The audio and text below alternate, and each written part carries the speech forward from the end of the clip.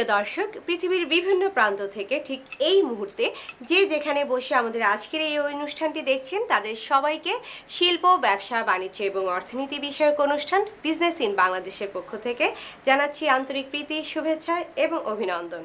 সাথে আছি আমি তন্ময়া তানিয়া, আর আমাদের আজকের এই অনুষ্ঠানটি পরিবেশিত হচ্ছে ভিস্তা অ্যান্ড্রয়েড টেলিভিশন এবং ঢাকা রিসোর্টের সৌজন্যে। প্রিয় দর্শক, আমরা আজ এসেছি হিলসা রেস্টুরেন্টে। এই হিলসা রেস্টুরেন্ট বিক্রমপুরের লোহাজোগ উপজেলার মাওয়া এলাকায় এই হিলসা রেস্টুরেন্টটি অবস্থিত। হিলসা রেস্টুরেন্টটি পদ্মার তীরেই অবস্থিত, সাথে রয়েছে পদ্মা ব্রিজ। প্রিয় দর্শক, আপনারা দেখবেন এই হিলসা রেস্টুরেন্টের উপর একটি বিশেষ প্রতিবেদন। বাংলাদেশের জাতীয় মাছ ইলিশের বাহ্যিক অবয়বে আন্তর্জাতিক মানের রেস্টুরেন্ট প্রজেক্ট হিলসা, যা ঢাকার অদূরে মুন্সিগঞ্জ জেলার বিক্রমপুরের শিমুলিয়া ঘাটের কাছাকাছি অবস্থিত। রেস্টুরেন্টটির ব্যতিক্রমী নির্মাণ শৈলী, আন্তর্জাতিক মানের সরঞ্জামাদি ও সেবার মানে ভ্রমণ ও ভোজনবিলাসীদের নিকট অতি অল্প সময়ে আড্ডা ও ভ্রমণের কেন্দ্রবিন্দুতে পরিণত হয়েছে। বিশেষ করে খাবারের স্বাদ, মান ও পরিবেশ নিয়ে ভোজন রসিকদের উচ্ছ্বাসের শেষ নেই। দেখতে রেস্টুরেন্ট ভালো, জায়গা বড়, খাবারও টেস্টি আছে। ভালোই, মানটা ভালোই আর ওয়ার্থ ইট, বলবো যে দাম হিসাবে ওয়ার্থ ইট। আমার কাছে এই হোটেলের ডেকোরেশনটা বেশি ভালো লেগেছে। এখানে ডেকোরেশনটা টোটালি ডিফারেন্ট। বাংলাদেশের মধ্যে ডেকোরেশনের দিকে এখানে আমি 10 দিতে চাই। দামটা মোটামুটি ওই বাইরের থেকে মানে অন্য সাইড থেকে এখান থেকে একটু বেশি হলো আমাদের পছন্দজনক, খাবার ভালো। দামটা তো আমাদের কাছে ফ্যাক্ট না, আমাদের হচ্ছে মানে দেখার জন্য আসা, খাওয়াটা এটাই, পরিবেশটা সুন্দর। এখানে রান্না হয় কাঁচ ঘেরা পরিচ্ছন্ন কিচেনে। বাইরে থেকে অতিথিরা দেখতে পারেন খাবার তৈরির পুরো প্রক্রিয়া। উন্নতমানের মশলা ব্যবহার করে টাটকা মাছ দিয়েই প্রতিটি আইটেম রান্না করা হয়। প্রজেক্ট হিলসার মূল আকর্ষণ হচ্ছে পদ্মার তাজা ইলিশ দিয়েই এখানে চলে অতিথি আপ্যায়ন। মাছ কেজি হিসেবে বিক্রি করা হয়। একা খেতে চাইলেও এক অর্ডারে 2 পিস করে পরিবেশন করা হয়। পদ্মার ইলিশ ছাড়াও এখানে পাওয়া যাচ্ছে বাংলা, থাই আর ইন্ডিয়ান সব খাবার। তবে দাম ও খাবারের মান নিয়ে অভিযোগ নেই কারো। এখানে বিজিএমেরই সুনামধন্য অনেক ব্যবসায়ীরা এখানে এসেছে এবং তারা আজ এখানে খাওয়া দাওয়া করেছে, আমরা দেখলাম। এবং খাওয়া দাওয়া শেষে আমরা আজ কথা বলছি জাইন গ্রুপের পরিচালক শারমিন তিথির সাথে আমরা কথা বলছি। প্রিয় দর্শক, আমরা তার কাছে জানতে চাইবো যে কি খাবার আপনার যে স্বাদ হলো এবং কেমন লাগলো এই খাবারটা, এবং বাংলাদেশের একটা ভিন্নধর্মী রেস্টুরেন্ট, এর উপরে আপনার মানে মতামতটা। ঢাকা থেকে একটু বাইরে মনটা খুশি করার জন্য একটা ড্রাইভও হয়, একটা সুন্দর জায়গায় আসা হলো। অ্যাম্বিয়েন্সটা খুব সুন্দর, খাওয়া অত্যাধিক মজা, প্রত্যেকটা জিনিসের টেস্ট ডিফারেন্ট। আর যেখানে আপনি নিজের চোখে দেখে মাছগুলাকে দেখে আপনি নিজে কোন মাছ চাচ্ছেন সেটা দেখে যখন ওইটাকে আপনার স্বাদ মতন মানে বলে দিচ্ছেন ওদেরকে কুক করতে, এটার স্বাদই অন্যরকম। আর আমি সবাইকে রিকোয়েস্ট করব যে অবশ্য করে এখানে আসবেন আপনারা এবং খেয়ে যাবেন। এখানে খাওয়াটা অসম্ভব মজা। এখানে সবচেয়ে ভালো ব্যাপারটা হলো একটা ভালো পরিবেশ, তারপর ওপেন কিচেনটা একটা দেখার মতো। এখানে লটস অফ ভ্যারাইটিস, এটা খাওয়ার অনেক কিছু আছে, আপনি অনেক ভেরিয়েশন পাবেন। এটা একটা ব্যাপার। ঢাকা থেকে দূরে আসলে একটা আউটিং হয়, এটা ডিফারেন্ট অ্যাম্বিয়েন্সে অন্যরকম একটা ভালো লাগে। এটা তো আমাদের জন্য খুবই সৌভাগ্য যে আমরা বাংলাদেশে বিদেশি যেই মানের রেস্টুরেন্টগুলো আমরা দেখেছি, সেই মানের রেস্টুরেন্টগুলো এখন ঢাকাতে বা ঢাকার বাইরে যে এই যে হচ্ছে, এটা তো আমাদের দেশের জন্য গর্ব। আমি অবশ্যই এই ম্যানেজমেন্টকে ধন্যবাদ দিব, যারা এত বড় একটা উদ্যোগ নিয়েছে, সাহসিকতার পরিচয় দিয়েছে, অনেক বড় একটা ইনভেস্টমেন্ট করেছেন। আমাদের টার্গেটটাই তাই ছিল যে কোয়ালিটি হ্যাজ টু বি ওরকম গ্রেডেড হইতে হবে। হয়তো আমরা কিছু স্যাক্রিফাইস করতে পারি, হয়তো দামের ব্যাপারে অথবা কোনো কিছুতে। আর বাকিটুকু হইল কি এখন আস্তে আস্তে আমাদের আরও কিছু নতুন পদক্ষেপ নেওয়ার প্ল্যান আছে। তো দেখি এখন নতুন করে কী অবস্থা, কারণ কোভিড সিচুয়েশন যতদিন পর্যন্ত প্রপারলি অমিট না হবে ততদিন পর্যন্ত আসলে অনেক কিছুই আমরা ভাবলেও কিছু করতে পারবো না এখন। So we have to think that.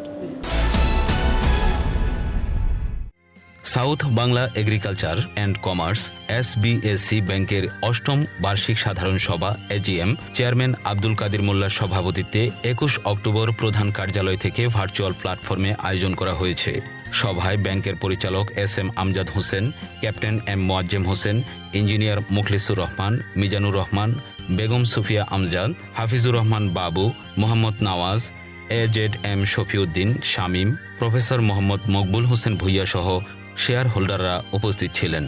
স্বাগত বক্তব্য রাখেন ব্যাংকের ব্যবস্থাপনা পরিচালক ও প্রধান নির্বাহী মুসলিউদ্দিন আহমেদ এবং সভা পরিচালনা করেন কোম্পানি সেক্রেটারি মোহাম্মদ মোকাদ্দেস আলী। সভায় 2020 সালের আর্থিক বিবরণী এবং শেয়ার হোল্ডারদের জন্য 4% স্টক ও 4% নগদ লভ্যাংশ ঘোষণা করা হয়। সভায় চেয়ারম্যান আব্দুল কাদির মোল্লা বলেন, করোনা মহামারীতে ব্যবসা বাণিজ্যের মন্দাভাবে বিগত 2টি বছর ব্যাংকিং খাতের জন্য অত্যন্ত চ্যালেঞ্জিং ছিল। উদ্ভূত পরিস্থিতি মোকাবেলায় SBSE ব্যাংকের দক্ষ ব্যবস্থাপনা কর্তৃপক্ষ কাজ চালিয়ে যাচ্ছে, যার ফলশ্রুতিতে আমাদের মুনাফার ধারা অব্যাহত রয়েছে। আমি বিগত দিনে আপনাদের পরামর্শ সহযোগিতা পেয়েছি এবং আগামী দিনেও সেটা আশা করি আপনাদের তরফ থেকে যথাযোগ্যভাবে আমি পাব এবং আপনাদের সকলের আন্তরিকতা সহযোগিতা থাকলে কোনো কিছুতে আমরা হার মানব না ইনশাল্লাহ। এই বৈশ্বিক পরিস্থিতিতে অনেক কিছুই এলোমেলো হয়ে গেছে, তারপরেও আমরা আমাদের প্রজ্ঞা মেধা এবং নতুন চিন্তা চেতনা দিয়ে এই ব্যাংকের ভিতকে আগামী দিনে সুন্দর করব এবং সুন্দর বিষয়গুলো আপনাদের সামনে আগামীতে অবশ্যই ইনশাল্লাহ আমরা উপস্থিত করব।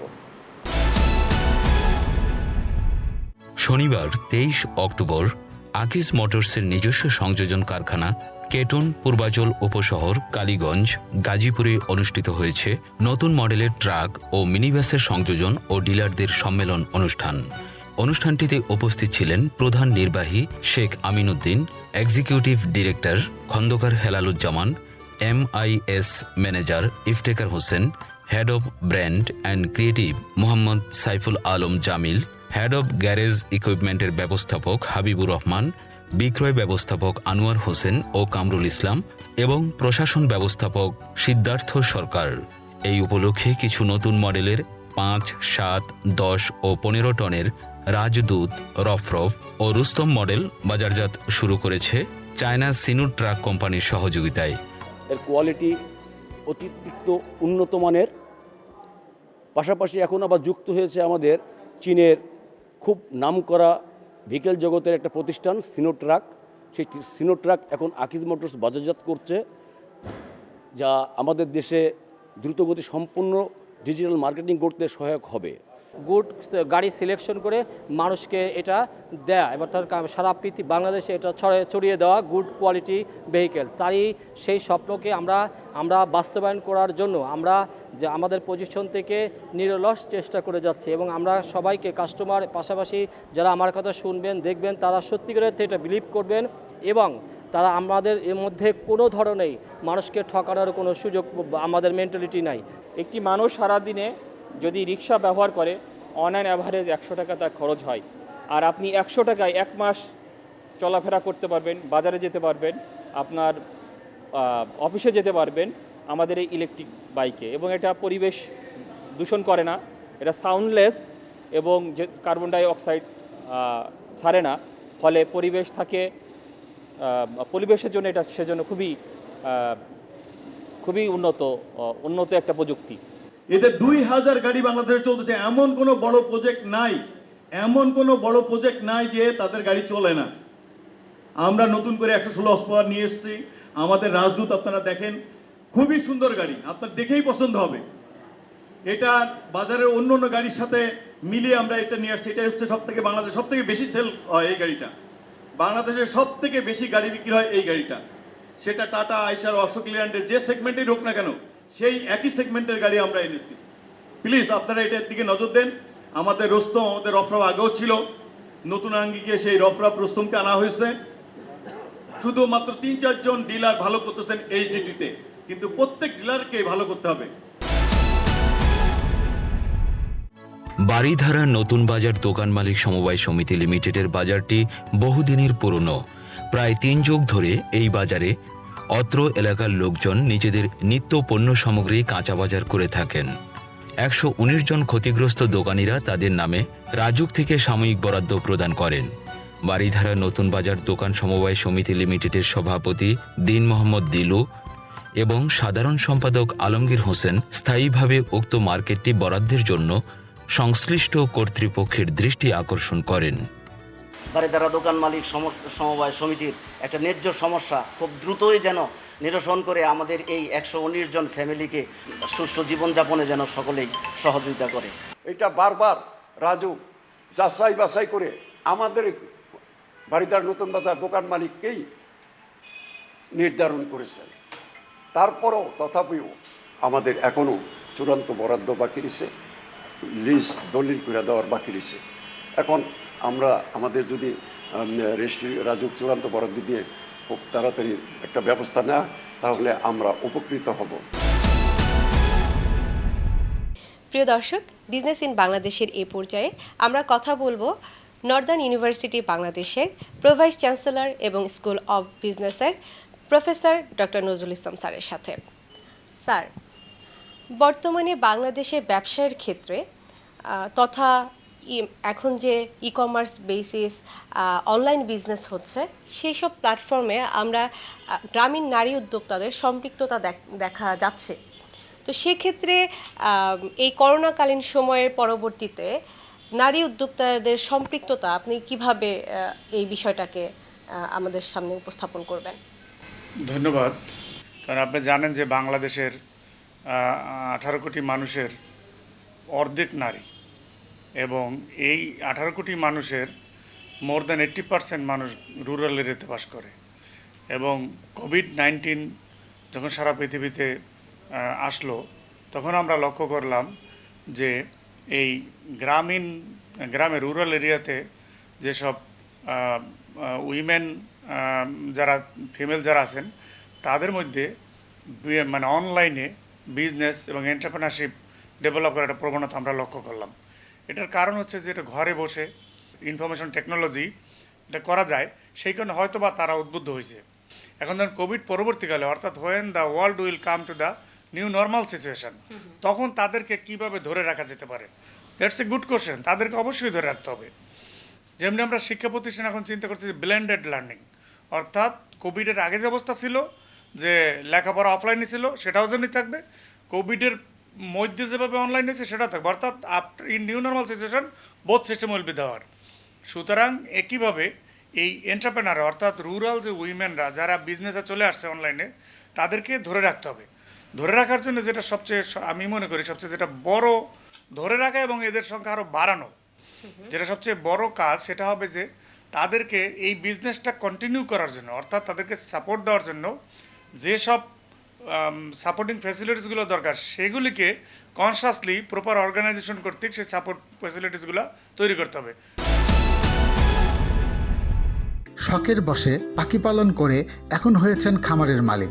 বগুড়া জেলার সোনাতলা উপজেলার মধুপুর ইউনিয়নের দড়িহাঁসরাস গ্রামের ওয়াজিদ আলী লিটন পেশায় একজন ব্যবসায়ী হলেও পাখি পালনে রয়েছে তার চরম আগ্রহ। তাই নিতান্তই শখ পূরণ করতে গিয়ে পাখি পালন শুরু করেন তিনি, এবং অল্প কয়েক বছরের মধ্যেই তিনি এখন লাভজনক একটি পাখি খামারের মালিক।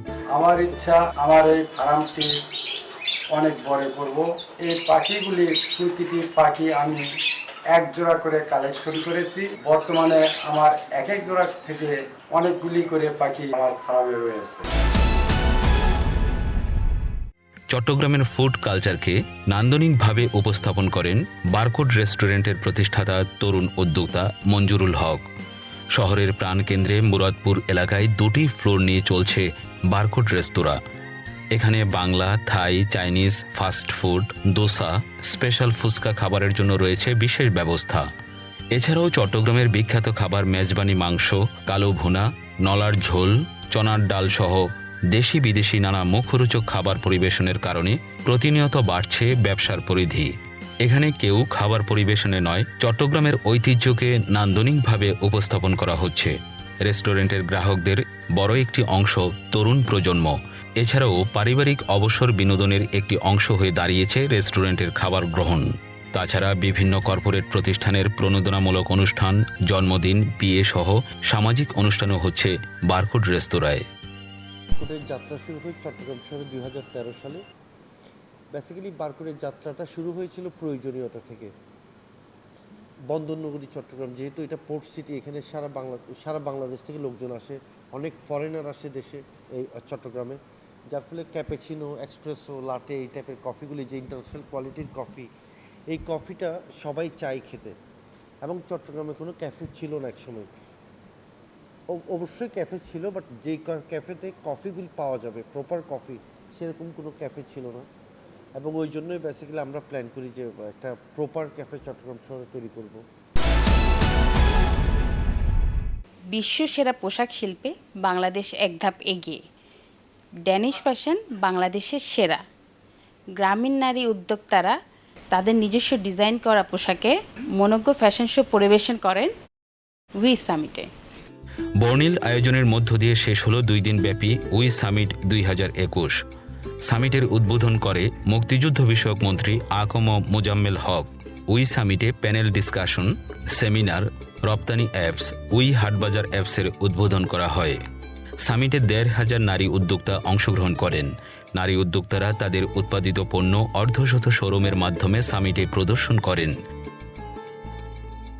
দিনভর অংশগ্রহণকারী প্রতিনিধিরা বিভিন্ন সেমিনার ও প্যানেল ডিসকাশনে মেতে ওঠেন। পরে অনুষ্ঠিত হয় অ্যাওয়ার্ড প্রদান অনুষ্ঠান। অনুষ্ঠানে প্রধান অতিথি ছিলেন পররাষ্ট্রমন্ত্রী এ.কে.এম. আব্দুল মোমেন। বিশেষ অতিথি ছিলেন ইসলামী ব্যাংক বাংলাদেশ লিমিটেডের ব্যবস্থাপনা পরিচালক ও সিইও মনিরুল মাওলা। অনুষ্ঠানে সভাপতিত্ব করেন আইসিটি প্রতিমন্ত্রী জুনাইদ আহমেদ পলক। শতকরা 92 জন আমাদের মা বোনেরা এই পরিবারের সদস্য, এবং আমরা দেখেছি তারা সমাজের পিছিয়ে পড়া অংশ থেকে এখন সামনের কাতারে চলে এসেছেন। আমাদের বিভিন্ন প্রকল্প, বিশেষ করে আমরা তাদের জন্য বিনা জামানতে 1 লক্ষ থেকে 5 লক্ষ টাকা পর্যন্ত আমরা বিনিয়োগ দিয়ে থাকি। নাসিম আক্তার নিশার জন্য এই কথাটি প্রযোজ্য, কারণ সে শুধু একাই নেতা হয়নি, নেতৃত্ব তৈরি করেনি, সে আরো 12 লক্ষ সদস্য তৈরি করে, হাজার হাজার উদ্যোক্তা তৈরি করে পুরো বাংলাদেশের ই-কমার্স ইকোসিস্টেম তৈরি করার জন্য একটি অসামান্য অবদান রেখেছে। সরকার নারী উদ্যোক্তা তহবিলের জন্য 100 কোটি টাকারও বেশি এবং নারীদের উন্নয়নে বিশেষ তহবিলে 25 কোটি টাকা বরাদ্দ রেখেছেন। জাতীয় মহিলা সংস্থা 2015 সাল থেকে 1200 জন নারীকে ব্যবসা পরিচালনায় প্রশিক্ষণ দিয়েছেন এবং আরও 22,500 নারী উদ্যোক্তাকে প্রশিক্ষণ দেওয়ার লক্ষ্য ঠিক করেছেন। সরকার জয়িতা ফাউন্ডেশন প্রতিষ্ঠা করেছেন, যা বাণিজ্যিকভাবে তৃণমূলের মহিলাদের উৎপাদন থেকে বিতরণ পর্যন্ত সরবরাহের চেইনে জড়িত করার জন্য কাজ করছে। অ্যাওয়ার্ড লাভ করেন 10 জন গ্রামীণ ক্ষুদ্র নারী উদ্যোক্তা সহ প্রতিষ্ঠিত 40 জন সফল নারী।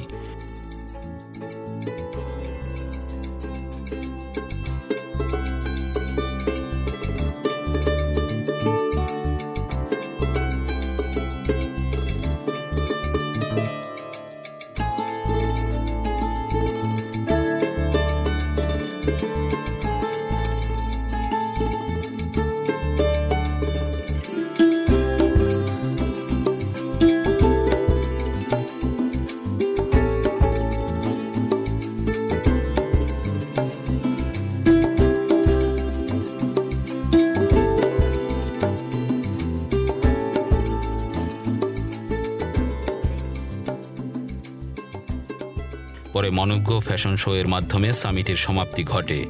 ফ্যাশন শোতে নারী উদ্যোক্তা সাজ ফ্যাশন অ্যান্ড লাইফস্টাইলের সাবরিনা নিম্মি, ফারহানা ফারুক, কাউসিয়া পনি প্রমুখ অংশগ্রহণ করেন।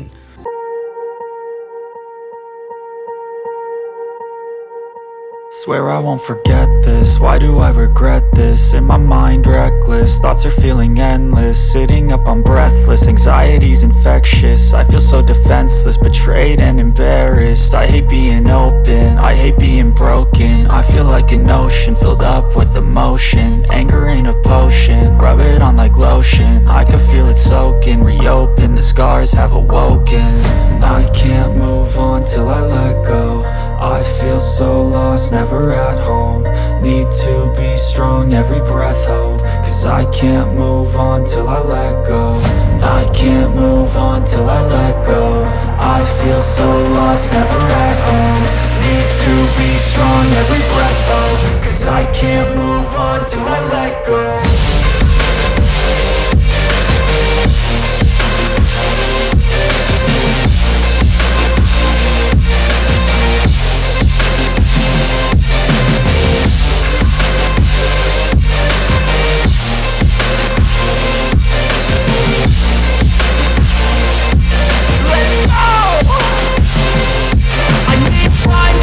The pain makes it real. I don't wanna feel. I just wanna kill the bad thoughts and steal a good thought and meal. I'm just lost to feel. I'm just lost to feel. I need time to heal. I can't steer the wheel. Cause this drive it kills and it gives me chills. A nice road it feels. I slip off the peel and crash all the steel. Fashion শোতে প্রধান অতিথি ছিলেন BGMEA এর সভাপতি ফারুক হাসান।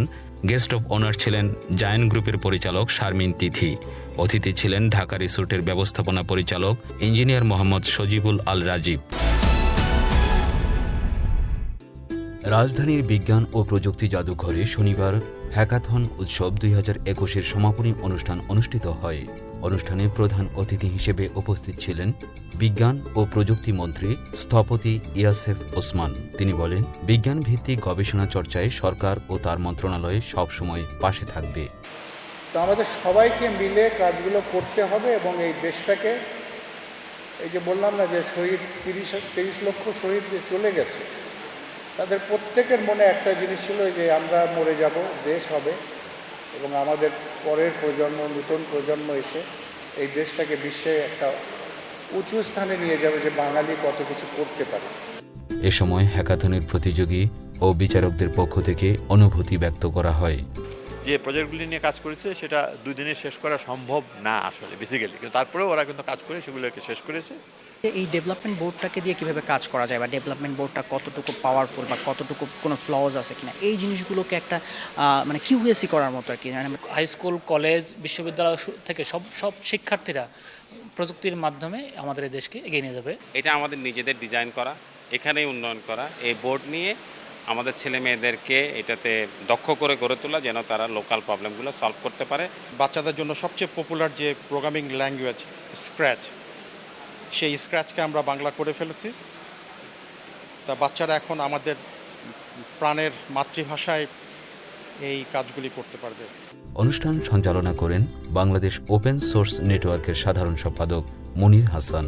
উল্লেখ্য, প্রয়াত জামিলুর রেজা চৌধুরীর নামে বাংলাদেশের ডিজাইন ও অ্যাসেম্বল করা micro controller board JRC board দিয়ে 13টি দল টানা 36 ঘন্টা কাজ করে বিভিন্ন সমস্যার সমাধান করে দেখিয়েছে।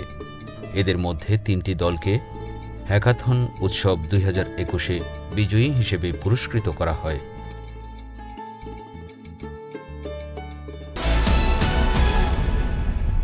প্রিয় দর্শক, আজকের মতো এখানেই বিদায় নিতে হচ্ছে। আমাদের অনুষ্ঠানে আপনার প্রতিষ্ঠানের অর্থনীতি বিষয়ক যে কোনো অনুষ্ঠান সম্প্রচার করতে চাইলে ইমেইল করুন businessinbangladesh@atnbangla@gmail.com এ। আপনারা অনুষ্ঠানটি ইউটিউবে দেখতে চাইলে সাবস্ক্রাইব করুন youtube/businessinbangladesh ATN বাংলায়।